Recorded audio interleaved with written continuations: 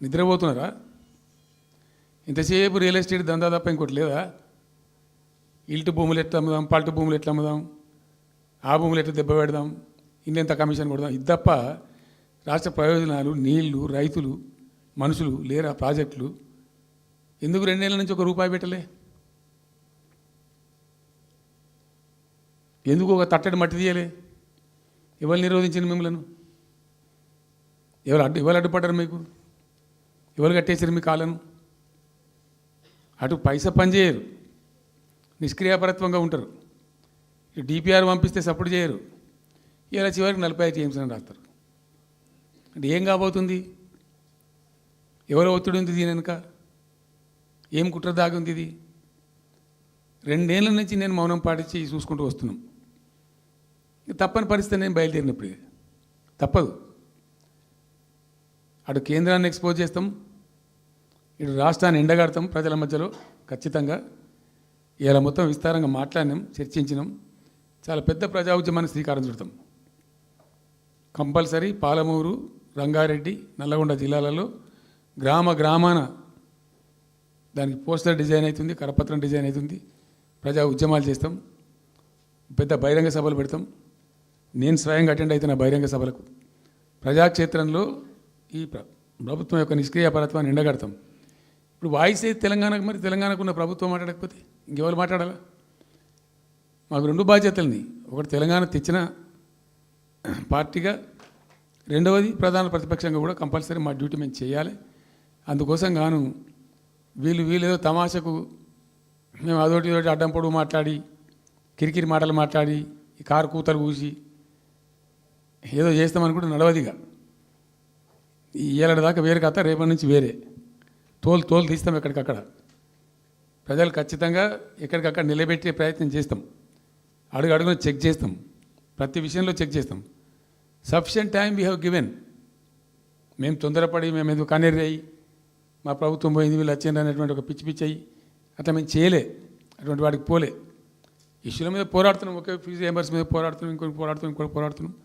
రకరకాల భూదందాల మీద, దోపిడీ మీద, లగచర్ల మీద, గిగచర్ల మీద పోరాడుతున్నాం. పార్టీ కొట్టాడుతున్నది, తప్పకుండా తప్పదు కాబట్టి కొట్టాడుతాం. ఇప్పుడు మొత్తం మొదటికే ముప్పొచ్చే పరిస్థితి ఉంది. అటు గోదావరి మీద అరాకిరి చేసి చంద్రబాబు నాయుడు, ఏపీ ప్రభుత్వం నల్లమల సాగరు, ఈ సాగరు, ఆ సాగరు, అటు గోదావరి దోపిడీ జరుగుతూ ఉంటే దాని మీద సప్పులు లేదు. ఇటు కృష్ణలో ఇంత ఘోరంగా పాలమూరు ఎత్తిపోతల మీద దీని మీద సప్పులు లేదు. మరి ఎవరి ప్రయోజనాల కోసం ఉన్నట్టు రాష్ట్ర ప్రభుత్వం? ఏం చేయడానికి ఉన్నట్టు? ఏం జరుగుతున్నట్టు రాష్ట్రంలో? కాబట్టి ఎట్టి పరిస్థితుల్లో నేనే స్వయంగా రంగంలో దిగాలనుకున్నా. దిగినం. ఈరోజు డిసిషన్ అయిపోయింది.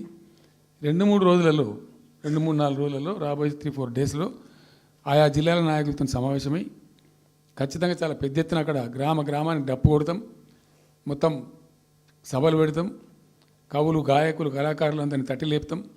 మీ పత్రికా విలేకరులను కూడా రిక్వెస్ట్ చేస్తాం.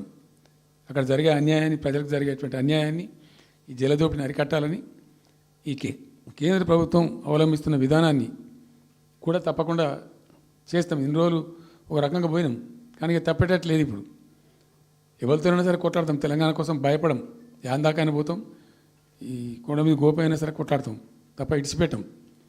ఇక్కడ ఏమి ముఖాలు చూసేది కానీ ఇంకోటి కానీ నైసిటీస్ ఏమి లేవు. There is no nicety at all.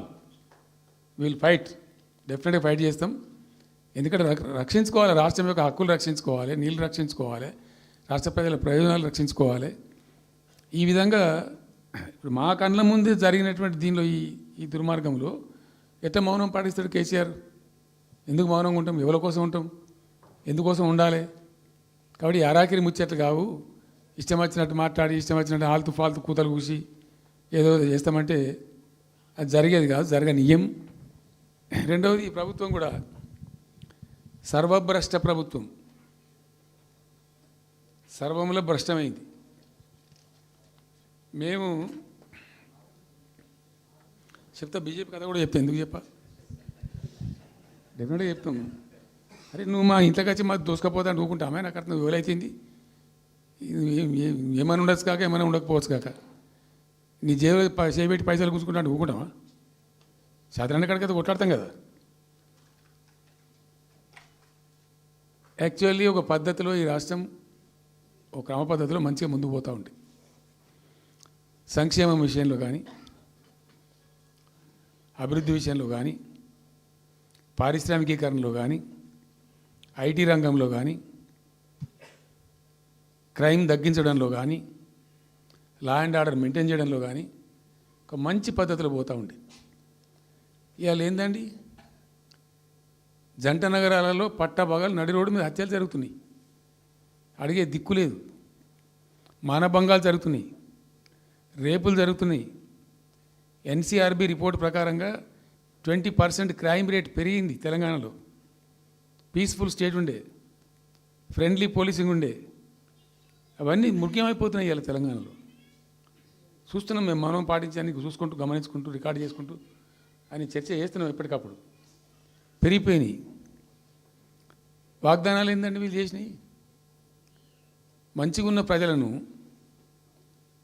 మాకు ఓటేసే ఉద్దేశంలో ఉన్న ప్రజలను పచ్చి అబద్ధాలు టెంప్ట్ చేసి, మోసం చేసి, ఈ రాష్ట్ర ప్రజానీకాన్ని మోసం చేసి, దొంగ మాటలు చెప్పి, మాయ మాటలు చెప్పి, అర్రాస్ పాటలు వాడినట్టు వాడినండి, వేలం పాట వాడినట్టు. కేసీఆర్ 10,000 ఇస్తాడు రైతు బంధుకు, మేము 15,000 ఇస్తాం.